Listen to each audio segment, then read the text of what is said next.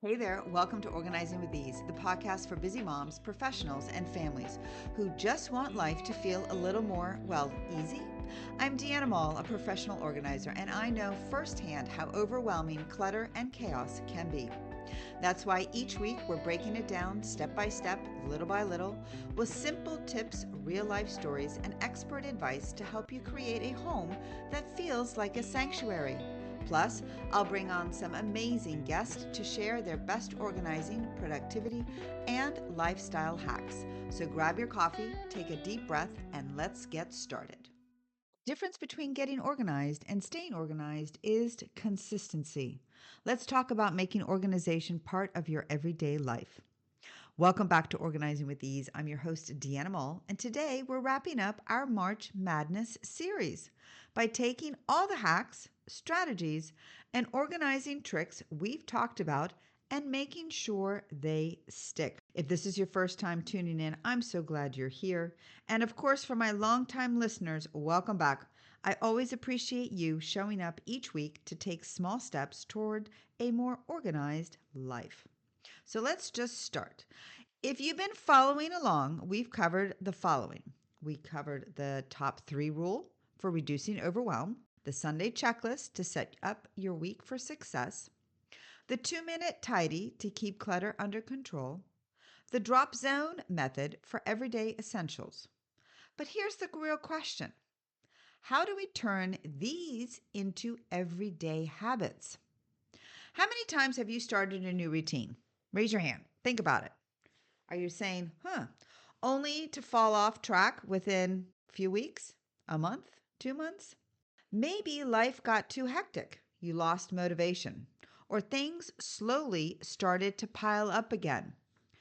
Trust me when I say you are not alone. It shows about 80% of the people abandon their organizing systems within 6 weeks if they don't build sustainable habits from the American Productivity Research Institute. So today we're going to be talking about the next step, how to turn organizing hacks into habits, how to stay on track when life gets hectic, happens to us all, how to adjust and improve without getting discouraged. And of course, I'm going to be asking you some really important questions along the way, because the best organizing system is the one that works for you. So let's dive in. Step 1. We want to start small and build up, step by step, little by little. Studies show that starting with small, manageable changes increases the likelihood of sticking with a new habit by 70%. Journal of the Behavioral Science. One of the biggest mistakes people make when trying to stay organized is doing too much too fast. They spend a whole weekend overhauling their space, only to feel burnt out and overwhelmed when life gets busy again. Have you done that? Have you actually spent a weekend or maybe 2 to 3 days during the weekday to overhaul your entire space and then to come to find out it's where you want it to be? And then what? Well, how about this? Sometimes we don't get to do the overhaul over the weekend. And if we do, it's not the way that we want it. This is how we're going to fix that. We're going to fix one small habit and we're going to commit to it. We're going to pick one area, your entryway, your desk, your kitchen counters, your bedroom. Set a tiny goal like resetting that space every evening for 5 minutes. And in the show notes, I'm going to attach my daily, weekly, and nightly routine checklists, just so that you have that readily available and it's an easy go-to just to look it over so that you understand what I mean by setting a tiny goal. Once that's second nature, you move on to the next habit. So example, why does this work? Well, if you tried to use and organize your entire home all at once, how did it feel? Did it feel overwhelming? Were you burnt out within a week because it wasn't where you wanted to get it done as far as organizing? Why don't we just start with a nightstand, keeping it clutter-free for a month? And then what happens is it becomes second nature. It becomes part of your routine. It becomes part of what you do daily, nightly, weekly. And from there, you can move on to the next, possibly your closet, and then onto your home office, one step at a time. So, what's one small organizing habit you can commit to daily? That's my question to you. Step two, link your organizing habits to something you already do. Like linking a new habit to an existing one, increase long-term success by 90%. So what do I mean by that? Like, how are we going to fix that? We're going to fix it by, we're going to pair your organizing habits with something you already do. Here we go. Thinking, are you thinking about this? So let's go through some motions. While you're making coffee in the morning, do a 2-minute tidy of your kitchen counters. If you didn't do it the night before, try it in the morning. What I do, while my coffee is brewing, I actually take out my dishes out of the dishwasher since I run the dishwasher the night before. Before heading to bed, spend 5 minutes resetting your living room. Put those blankets away, fluff up the pillows, put the remote controls back. Simple steps. When brushing your teeth, why don't you try to mentally review your top 3 priorities for the next day, or just have a moment and just brush your teeth without thinking of anything and making sure that you get your teeth all cleaned. And make sure that at the end of the night, you do take care of your self-care. Because I don't know about you, but I actually have a morning-night routine. Taking care of myself also involves morning and night for skincare, which if you have not yet started, is probably something you might want to invest in. So why does this work? All right, so I'm going to give a little bit of an example of what and why. So if you are one that struggles by putting away your let's say your work bag, or your kids put away their backpacks every day, instead of leaving it like on the couch, by the door when they walk in or when you walk in, try to find or maybe even get a basket for that item. So, item could be the backpack for the kids. I have a client that actually has 2 large baskets, and her boys need to put the backpack in the baskets when they come home from school. If you have a work bag, or what about taking off your shoes by the front door when you walk into your home? I don't know about you, but there have been times where I've been always searching for that one pair that seems to have disappeared. Well, guess what? You're not alone. I know I did it. I've done it. I sometimes have that happen as well. But now I have shoe organization, which is crucial. And it actually is one of the most overlooked areas in the home. But it does make sense to have your shoes organized so that you are less stressed and overwhelmed when you need to walk outside the door and you're looking for that perfect shoe and or sneakers, which has happened before. Again, a basket by the door, shoe racks wherever on the side, maybe in the garage, maybe even in the mudroom, an area for the shoes. It's really crucial to have a well-organized shoe area because it saves time and reduces stress. Hey there, I just want to take a quick break from today's episode to share something really exciting with you. If you've been feeling overwhelmed by clutter, struggling to keep up organizing your home, or just wishing you had a simple systems in place to make life easier, well, guess what? I've got something special for you. I'm hosting a free live webinar called Spring Into Order on April the 15th at 12 p.m. Eastern Time, and you're invited.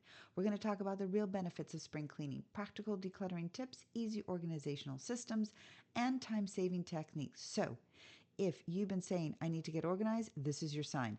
Register to the link below in the show notes and save your spot before it fills up. All right, now back to today's episode. But seriously, don't wait. Let's spring into order together. Now, here's a question for you.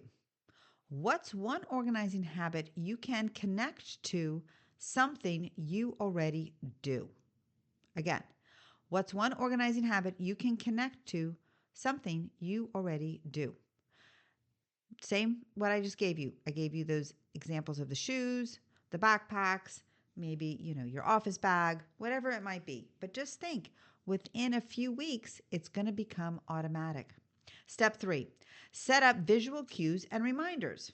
Some people use visual reminders because the fact that it's easy for them to stick to those organizing habits easier when it's visually there, when their reminders are there. Have you ever walked into a messy room and immediately feel overwhelmed? Like, oh my gosh moment? That's because your environment impacts your habits. The more visual clutter you see, the harder it is to stay organized. So if you're asking yourself, how are you going to fix it? You're going to use visual cues to help your habits so that they can stick. You can use a sticky note in the kitchen to remind yourself to clean as you cook. Just saying, you could. Place a small basket by the door for items that need to be put away. Set up on your phone an alert to do a 5-minute tidy up before bed. Just examples. So, if you can, try to check your weekly calendar. Start by, leaving your planner maybe open on the counter. What if you don't use a planner, like a real planner, and you use digital? Send a reminder. Listen, check your planner. Look at your dates to follow your calendar. If you can put reminders on your phone to feed the dog, to take your vitamins, you can definitely do the same to check your weekly calendar. So if you do that, that is one small change that can get you more organized without that extra effort. So here is another question for you. What's one simple visual cue that will help you stay organized? Again, what's one simple visual cue that could help you stay organized? Step 4. Expect setbacks and adjust as needed. You heard me right. People who plan for setbacks are 60% more likely to stay consistent with their organizing habits, from the University of California study. The reality is, you will miss a day. Because why? Oh, yeah, that's right. Life happens. What matters is how you adjust and get back on track. Again, you get off a day, but you need to come back again. So the fix for this is, instead of giving up, make sure you have your plan. You've got your list, you got your checklist, you got that reset plan. If you miss a day, great. Don't feel guilty about it. Just pick up where you left off. If a system isn't working, tweak it. Organizing is about what works for you and your family and your partner.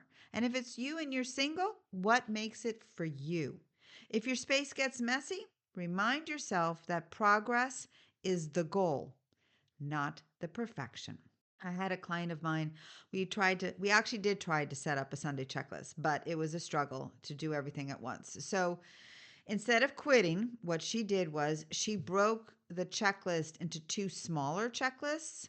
So she took one for Saturday and then one for Sunday. And that small tweak made it a lot more doable for her. And now it's part of her weekly routine.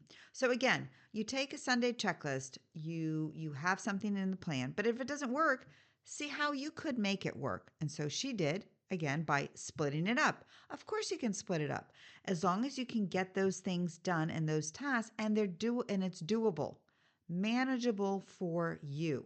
My question now for this one is, what's one organizing habit you've struggled with, and how could you adjust to make it easier? Something to think about. This fresh start method is making it stick. That's something you're like, what are you talking about? Well, sure. We want to identify habits that need improvements. All habits that we've created, there needs to be some type of a tweaking. We definitely don't want to drop what isn't working. We want to keep what it is, what is working. We want to keep that going. We want to set up easy to follow routines. Small daily steps keep things organized long term. So here is my challenge for the week. Choose one organizing habit from today's episode and commit to it for the next 7 days. Remember, small start, make it easy, and see how it changes your space. April is coming about, and what are we going to have? We, of course, are going to have our April Spring series, Spring into Simplicity. Now that we've built our habits, let's take it to the next level. Let's do it. Spring cleaning, home refresh, simplifying every area of your home. And that's what we're going to be covering in April. So get ready for an exciting new month of transformation. Until next time, step by step, little by little, Let's keep making progress. If you enjoyed today's episode, don't forget to subscribe to Organizing with Ease podcast on your favorite podcast platform and leave us a review. Your feedback helps us grow and reach more listeners like you who are passionate about living their best lives. And remember, a new episode comes out every Thursday at 8 a.m. So mark your calendar and join us. Until next week, take care and keep shining bright.